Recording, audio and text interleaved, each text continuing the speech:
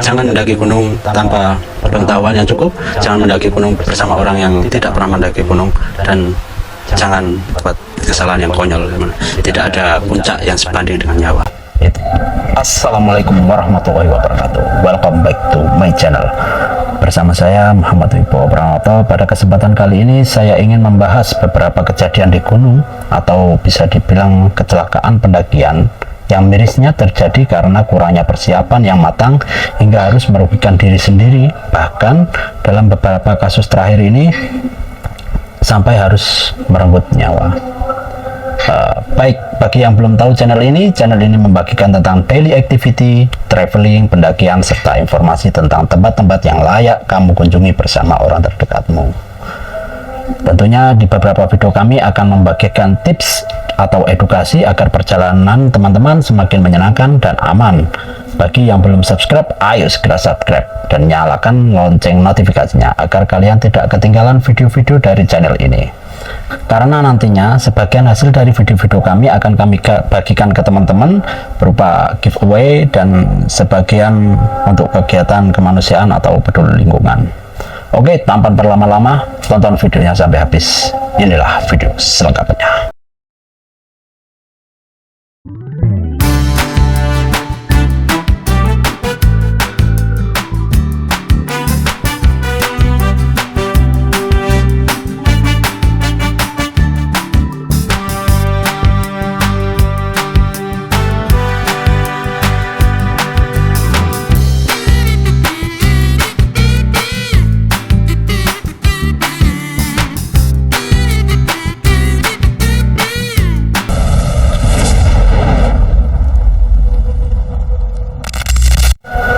Halo teman-teman, belakangan ini kita dikejutkan oleh beberapa kejadian atau kecelakaan di gunung, dan yang terbaru kejadian di Gunung Pegel, Penanggungan, Mojokerto, Jawa Timur, yang sampai korbannya itu meninggal dunia ya teman-teman.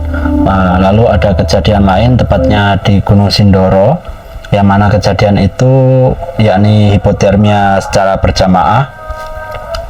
Nah, lalu di beberapa video yang saya temukan di Instagram seperti ini, hal-hal justru apa ya namanya, kalau kita bilang tidak safety, itu menjadi bahan leluconan, atau kecelakaan di gunung itu menjadi bahan konten ya teman-teman. Seperti kita bersikap apa istilahnya egois atau sok-sokan, justru malah menimbulkan malah bahaya. Mungkin tidak terjadi pada diri kita sendiri, namun bisa saja terjadi kepada orang-orang yang nantinya mengikuti tren tersebut teman-teman. Lalu pada kesempatan kali ini saya ingin membahas, namun sebelumnya disclaimer dulu ya teman-teman, saya tidak ada masalah dengan pendaki FOMO, pendaki konten, atau pendaki yang hanya ya sekedar ikut-ikutan, atau bisa dibilang kalau di sini bahasanya car-kecor ya teman-teman. Kita juga dulunya sama pendaki FOMO, atau kalau dulu belum ada istilah FOMO ya teman-teman. Jadi kita juga mengikuti senior-senior kita lihat kok asik gitu. Tapi bedanya dulu dengan sekarang, apa yang menjadi tren sekarang dan apa yang menjadi unik itu yang diikuti, bukan pengalaman atau pelajaran apa yang bisa kita terapkan untuk melakukan pendakian ya teman. Jadi pada kesempatan kali ini saya ingin membahas apa saja kecelakaan yang bisa terjadi pada saat pendakian, lalu kenapa hal-hal tersebut bisa terjadi, serta bagaimana cara kita meminimalisir agar tidak terjadi hal-hal yang diinginkan saat mendaki gunung gitu. Kita bahas poin yang pertama dahulu. Apa saja kecelakaan yang sering dialami ketika naik gunung? Yang pertama, yakni ada penyakit ketinggian. Ini biasa terjadi ketika kita mendaki sudah melewati batas vegetasi ya teman-teman. Biasanya dia kisaran 2000, di atas 2000 mdpl. Nah, gejalanya seperti apa? Gejalanya itu seperti biasanya sakit kepala, mual, muntah, serta sesak napas, serta kelelahan ya teman-teman. Nah, lalu yang kedua yang sering terjadi yakni cedera. cedera seperti kesleo, luka lecet pada kaki, patah tulang, bahkan ada sampai yang sering itu dislokasi ya teman. Lalu yang ketiga, ini yang paling sering terjadi dan menurut saya termasuk yang paling berbahaya, yaitu hipotermia, di mana kondisi itu suhu tubuh seorang menurun drastis di bawah 35 derajat Celcius, sehingga tubuh kita itu kehilangan kemampuan untuk menghasilkan panas itu. Mekanisme tubuh kita itu secara otomatis akan mengeluarkan panas ketika badan kita menggigil. Begitu pula ketika kita mengalami demam secara otomatis badan kita akan menyeimbangkan atau balance untuk menurunkan suhu tubuh secara mandiri. Nah, hipotermia sendiri ada 3 tahapan ya guys, yakni hipotermia ringan, gejalanya seperti menggigil. Nah, pada kondisi ini itu sebenarnya masih ringan atau masih bisa untuk kita antisipasi atau mudah untuk ditangani. Lalu yang kedua, menginjak ke hipotermia yang tingkat 2, itu adalah hipotermia sedang. Gejalanya yakni kesulitan berbicara, mudah kehilangan keseimbangan, kebingungan, dan halusinasi, dimana kondisi ini perlu penanganan ekstra ya guys. Jadi pastikan perlengkapan dan rekan-rekan kalian ketika mendaki itu mumpuni untuk melakukan pertolongan pertama. Jadi dalam setiap regu pastikan ada yang berpengalaman untuk menangani atau melakukan pertolongan pertama, supaya tidak menjadi ketika ada satu rombongan tidak terjadi kalut atau bisa dibilang telat menangani ya teman-teman. Dan yang ketiga yakni hipotermia berat atau bisa disebut hipotermia akut, seperti yang terjadi sebelumnya pendaki di Gunung Lawu ya teman-teman, yang dulu videonya viral. Apa itu hipotermia akut atau hipotermia berat? Yakni suhu tubuh sudah di bawah 32 derajat Celcius, dan biasanya penderita hipotermia akut ini sudah tidak merasakan kedinginan lagi teman-teman, dan cenderung kehilangan kesadaran atau halusinasi berat ya guys. Lalu resiko lain yang bisa terjadi saat mendaki yakni dehidrasi, alergi, dan ancaman hewan buas.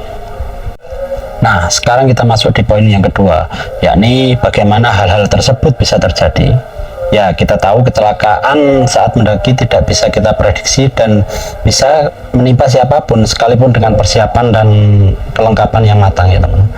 Namun ada beberapa faktor yang sering menjadi penyebab terjadinya kecelakaan saat mendaki, yakni kurangnya persiapan yang matang, pengetahuan tentang medan atau kondisi gunung yang akan didaki, serta ketidaktahuan tentang teknik survival teman-teman. Nah, lalu ada manajemen logistik yang buruk dan sikap diri kita sendiri yang terlalu egois untuk memaksakan, dimana sebenarnya ketika mendaki yang tahu kondisi sebenarnya kita masih kuat melakukan perjalanan atau kita masih kuat atau tidak itu ya dari diri kita sendiri teman-teman. Nah, setelah kita ketahui penyebab dan akibatnya, kita masuk poin yang ketiga, yakni bagaimana cara kita mengantisipasi atau meminimalisir setidaknya agar tidak terjadi hal-hal yang tidak diinginkan teman-teman. Yang pertama yakni persiapan diri baik sebelum atau sesudah mendaki. Ini kalau dulu awal-awal saya mendaki itu selalu saya disarankan oleh senior saya, baik pendakian di gunung di atas 2000 mdpl atau di gunung-gunung yang mungkin bisa dibilang di bawah 2000 mdpl, itu selalu melakukan persiapan sebelum melakukan pendakian teman-teman. Minimal 1 minggu sebelumnya itu kita lakukan kardio ringan-ringan ya, seperti jogging, jalan kaki pada pagi hari. Terus persiapan diri sudah mendaki. Kejadian di beberapa waktu lalu ketika teman-teman, ada salah satu teman sesama pendaki ya, mendaki gunung kalau nggak salah di daerah Jawa Tengah, setelah melakukan perjalanan pendakian tektok, beliau mengalami kecelakaan karena kalau saya mengartikan terlalu memporsir dirinya ketika perjalanan itu tektok ya teman. Kan kita tahu kalau tektok itu pastinya lelah, dan ketika turun ya terjadilah hal-hal yang tidak diinginkan. Mengendarai sepeda sendiri, ngantuk, lelah di jalan, berkendara sambil kurang fokus atau mengantuk juga berbahaya teman-teman ya. Lalu yang kedua, bawa perlengkapan pribadi seperlunya dan memadai. Nah, perlengkapan pribadi yang saya maksud di sini adalah perlunya teman-teman mengetahui manajemen bawang pribadi. Apa yang perlu dibawa ya, terutama yang saya sarankan pertama yaitu bawa pakaian seperlunya, lalu bawa jaket tentunya yang memadai untuk teman-teman bawa ke gunung yang bisa menahan suhu dingin. Yang ketiga ada sleeping bag. Nah, lalu gunakan, jangan lupa sepatu gunung. Untuk sepatunya sendiri itu teman-teman bisa cek terlebih dahulu medannya seperti apa teman. Nah, kalau medannya mumpuni untuk dilalui dengan sepatu trail run ya silakan teman-teman pakai sepatu trail run, atau kalau medannya itu terlalu ekstrim ya saya sangat menyarankan, dan ini sering terjadi ya teman-teman, saya sangat menyarankan dan saya mohon agar teman-teman pakai sepatu gunung. Dan yang selanjutnya jangan lupa bawa obat pribadi, karena belum tentu dalam satu kelompok itu tahu apa masalah dalam diri kalian ya teman-teman. Bawa perlengkapan obat atau medkit untuk diri sendiri. Setelah itu usahakan bawa jas hujan, atau bisa teman-teman itu bawa ponco, serta jangan lupa bawa trekking pole. Kenapa? Kalau saya menyarankan pakai jas hujan, ponco, dan trekking pole ketika teman-teman ada kondisi darurat atau teman-teman mau survive di alam, ini bisa sangat bisa dijadikan bivak ya teman-teman, atau kalau bisa sekarang sudah ekonomis ada trap tent itu ya. Jadi teman-teman lebih praktis ketika tidak bisa mendirikan tenda atau posisi sedang hujan atau badai, dan teman-teman harus berlindung sesegera mungkin. Jadi ponco tersebut sangat bisa digunakan untuk bivak dengan bantuan bisa pepohonan, tali, atau bisa dengan trekking pole ya teman-teman. Lalu koordinasikan dengan tim atau rombongan kalian tentang perlengkapan yang diperlukan, serta pastikan semuanya sudah disiapkan matang. Ini biasanya seringkali dalam satu rombongan sudah dibagi tugas, namun dalam beberapa teman tidak membawa perlengkapan yang dimaksudkan ya. Jadi pastikan teman-teman dan rombongan itu sudah membawa perlengkapan yang memadai.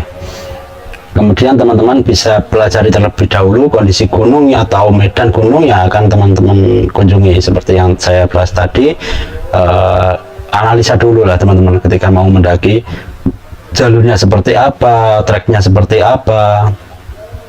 Nah, nanti ketika tempat shelternya itu di mana. Jadi ketika teman-teman melakukan pendakian bisa mengestimasi kira-kira jaraknya ini memungkinkan nggak, ini sampai shelter memungkinkan nggak dengan kondisi seperti ini, dengan cuaca seperti ini. Kalau tidak memungkinkan, mohon kiranya teman-teman tidak memaksakan dan cepat untuk cari tempat berlindung, mendirikan shelter darurat ya teman. Lalu untuk perlengkapan di rombongan, usahakan dalam satu rombongan itu bisa membawa atau mengoperasionalkan HT ya teman-teman. Apa ukurannya HT? Gini teman-teman, dalam beberapa kasus ketika kita kecelakaan di gunung, otomatis kita harus lapor ke base camp ya. Nah, ketika kita lapor ke base camp, itu tentunya sangat memakan waktu. Ketika salah satu teman turun, bisa 2-3 jam atau bahkan lebih untuk menghubungi tim SAR yang ada di bawah. Nah, ketika tim SAR di bawah untuk menuju tempat teman-teman yang sedang mengalami trouble atau mengalami kecelakaan juga memerlukan waktu yang lama.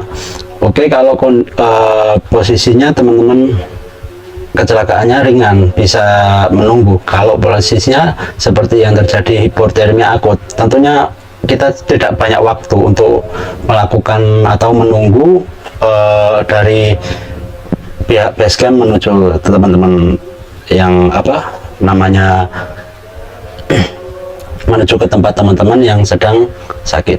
Nah, setelah itu peringatan dari BMKG tentang ramalan cuaca status gunung, dan saya sangat menyarankan agar mendaki gunung dengan status waspada, baik siaga maupun waspada ya teman-teman ya. Mungkin itu saja kiranya tips dari saya. Kalau ada kurang lebihnya saya mohon maaf, dan dimanapun harus berhati-hati.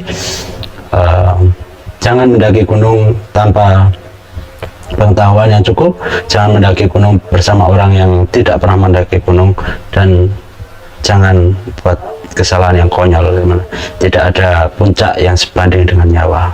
Tidak ada puncak yang sebanding dengan nyawa. Tidak ada puncak yang sebanding dengan nyawa. Itu saja dari saya. Kalau kalian suka dengan video ini, tekan tombol like dan subscribe channel ini. Sekian dari saya. Wassalamualaikum warahmatullahi wabarakatuh.